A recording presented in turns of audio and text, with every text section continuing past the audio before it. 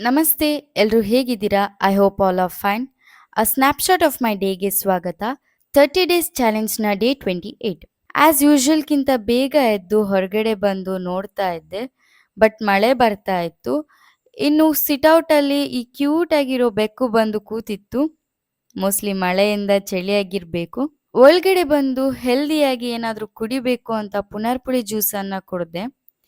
ಇದನ್ನ ಪುನರ್ಪುಳಿ ಅಥವಾ ಕೋಕಮ್ ಅಂತ ಸಹ ಹೇಳ್ತಾರೆ. ಈ ಹಣ್ಣು ಬೇಸಿಗೆಯಲ್ಲಿ ತುಂಬಾ ಫೇಮಸ್. ಬಿಸಿಲಿಂದ ದಣಿದಾಗ ಇದರ ಜ್ಯೂಸ್ ಮಾಡಿ ಸೇವಿಸ್ತಾರೆ. ಆಗ ಮನಸ್ಸಿಗೇನೋ ಉಲ್ಲಾಸ, ಜೊತೆಗೆ ದೇಹಕ್ಕೂ ತಂಪು. ಪುನರ್ಪುಳಿಯು ಆಹಾರ ಜೀರ್ಣಶಕ್ತಿಯನ್ನು ಸುಧಾರಿಸುತ್ತವೆ ಮತ್ತು ಹೊಟ್ಟೆ ಸಮಸ್ಯೆಗಳನ್ನು ಕಡಿಮೆ ಮಾಡುತ್ತದೆ. ಈ ಜ್ಯೂಸ್ ಪ್ರಾಕೃತಿಕ ತಂಪು ಪದಾರ್ಥವಾಗಿದ್ದು ಉಷ್ಣತೆಯನ್ನು ಕಡಿಮೆ ಮಾಡಿ ದೇಹವನ್ನು ತಾಜಾ ಮತ್ತು ಶೀತಲಗೊಳಿಸುತ್ತದೆ. ಪುನರ್ಪುಳಿಯಲ್ಲಿ ಕೊಬ್ಬು ಶೇಖರಣೆ ತಡೆಯಲು ಸಹಾಯ ಮಾಡುವ ಗುಣವಿದೆ. ಇದರಲ್ಲಿ ಇರುವ ಆಂಟಿ ಆಕ್ಸಿಡೆಂಟ್ ರಕ್ತದ ಒತ್ತಡವನ್ನು ನಿಯಂತ್ರಿಸುತ್ತದೆ ಮತ್ತು ಹೃದಯವನ್ನು ಆರೋಗ್ಯವಾಗಿರಿಸುತ್ತದೆ.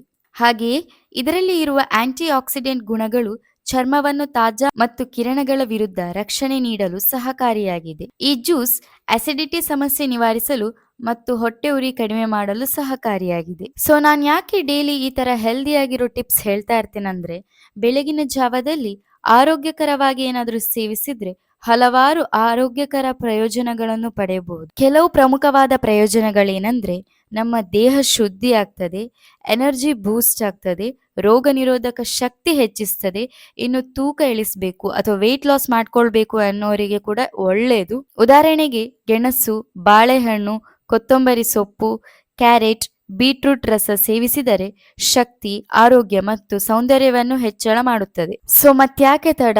ನೀವು ಕೂಡ ಇವತ್ತಿಂದನೇ ಏನಾದರೂ ಹೆಲ್ದಿಯಾಗಿ ಕುಡಿಲಿಕ್ಕೆ ಅಥವಾ ತಿನ್ಲಿಕ್ಕೆ ಸ್ಟಾರ್ಟ್ ಮಾಡಿ. ಇನ್ನು ಬೇಗ ಫ್ರೆಶ್ ಆಗಿ ಬಿಸಿ ಬಿಸಿ ದೋಸೆ ತಿನ್ನುವ ಅಂತ ಬಂದೆ. ಅಮ್ಮ ದೋಸೆ ಮಾಡ್ತಿದ್ರು, ಅಷ್ಟೊತ್ತಿಗೆ ನಾನು ಟಿಫಿನ್ ಮತ್ತು ಬಾಟಲ್ನ ರೆಡಿ ಮಾಡ್ಕೊಂಡೆ. ಅಂಡ್ ನನಗೆ ಕಾಲೇಜ್ಗೆ ಬೇಗ ಹೋಗ್ಲಿಕ್ಕಿದ್ದ ಕಾರಣ ಅಮ್ಮವೇ ಬಾಯಿ ಕೊಟ್ರು. ಬೇಗ ರೆಡಿಯಾಗಿ ಬಸ್ ಸ್ಟ್ಯಾಂಡ್ಗೆ ಹೊರಟು ಬಂದೆ. ಹೋಗ್ತಾ ಒಂದು ಮಾತು ನೆನಪಾಯ್ತು. ಪ್ರತಿ ದಿನವೂ ಹೊಸ ಚಾಪ್ಟರ್. ನಿನ್ನ ಹಿನ್ನಡೆಯಿಂದ ಕಲಿತು ಮುಂದಿನ ಹೆಜ್ಜೆ ವಿಶ್ವಾಸದಿಂದ ಇಡು. ಯಶಸ್ಸು ತಕ್ಷಣ ಸಿಗುವುದಿಲ್ಲ, ಆದರೆ ನಿನ್ನ ಪ್ರಯತ್ನವೇ ನಿನ್ನ ದಾರಿಗೆ ಬೆಳಕಾಗುತ್ತದೆ. ಪ್ರತಿದಿನ ಹೊಸ ಅವಕಾಶಗಳನ್ನು ನೋಡಿ, ಹೊಸ ಚಿಂತನೆಗಳನ್ನು ಅಳೆದು ಬದುಕನ್ನು ಶ್ರೇಷ್ಠವಾಗಿ ರೂಪಿಸು. ಇನ್ನು ಬಸ್ ಹತ್ಕೊಂಡು ಕಾಲೇಜ್ಗೆ ರೀಚ್ ಆದೆ. ಅಂಡ್ ಇವತ್ತು ಅಷ್ಟೇನು ಲೆಸನ್ಸ್ ಇರಲಿಲ್ಲ, ಜಸ್ಟ್ ಒಂದು ಪ್ರೋಗ್ರಾಮ್ ಇತ್ತು. ಅಂಡ್ ಆಫ್ಟರ್ ಲಾಂಗ್ ಟೈಮ್ ಎಲ್ಲ ಫ್ರೆಂಡ್ಸ್ ಅನ್ನ ಮೀಟ್ ಆಗಿದ್ದು, ಸ್ವಲ್ಪ ಮಾತಾಡ್ಕೊಂಡು ಮಧ್ಯಾಹ್ನ ಅಷ್ಟೊತ್ತಿಗೆ ಮನೆಗೆ ಬಂದೆ. ಊಟ ಮುಗಿಸ್ಕೊಂಡು ಸ್ವಲ್ಪ ರೆಸ್ಟ್ ಮಾಡಿ ರಿಪೋರ್ಟ್ ವರ್ಕ್ ಮಾಡಲಿಕ್ಕೆ ಸ್ಟಾರ್ಟ್ ಮಾಡಿದೆ. ನೀವು ಕಲಿಯುವುದನ್ನು ನಿಲ್ಲಿಸಿದರೆ ನಿಮ್ಮ ಪ್ರಗತಿ ಕೂಡ ನಿಲ್ಲುತ್ತದೆ. ಪ್ರತಿದಿನ ಹೊಸದನ್ನು ತಿಳಿಯಲು ಶ್ರದ್ಧೆ ಇರಲಿ. ಇನ್ನು ರಿಪೋರ್ಟ್ ವರ್ಕ್ ಅನ್ನ ಮುಗಿಸ್ಕೊಂಡು ಸ್ನ್ಯಾಕ್ಸ್ ತಿನ್ಕೊಂಡೆ. ಹಾಗೆ ಒಂದು ಅಸೈನ್ಮೆಂಟ್ ಇತ್ತು, ಅದನ್ನ ಬರೀಲಿಕ್ಕೆ ಸ್ಟಾರ್ಟ್ ಮಾಡಿದೆ. ನಾವು ಯಾವುದೇ ವರ್ಕ್ ಮಾಡಬೇಕಾದ್ರೂ ತುಂಬಾ ಶ್ರದ್ಧೆಯಿಂದ ಮಾಡಬೇಕು, ಅದನ್ನ ಇಷ್ಟಪಟ್ಟು ಮಾಡಬೇಕು. ಆಗ ಮಾತ್ರ ಹಿಡಿದ ಕೆಲಸ ಎಷ್ಟೇ ಕಷ್ಟ ಇರಲಿ ಕಂಪ್ಲೀಟ್ ಆಗ್ತದೆ. ಇನ್ನು ಅಸೈನ್ಮೆಂಟ್ ವರ್ಕ್ ಅನ್ನ ಮುಗಿಸ್ಕೊಂಡು ಊಟ ಮಾಡಿಕೊಂಡೆ. ಸೊ ಇದಾಗಿತ್ತು ನನ್ನ snapshot of my day 28. Daily ನಾನು ಏನೆಲ್ಲ ಮಾಡ್ತಾನೆ ಅಂತ ನೀವು ತಿಳ್ಕೊಳ್ಬೇಕಾ? ಹಾಗಾದರೆ ಕೂಡಲೇ ನನ್ನ ಇನ್ಸ್ಟಾಗ್ರಾಮಲ್ಲಿ ಫಾಲೋ ಮಾಡಿ ಹಾಗೂ ನನ್ನ ಯೂಟ್ಯೂಬ್ ಚಾನಲ್ನ ಸಬ್ಸ್ಕ್ರೈಬ್ ಮಾಡಿ. ಮತ್ತೆ ನಾನು ನಿಮಗೆ ನಾಳೆ ಸಿಗ್ತಾನೆ. Thank you.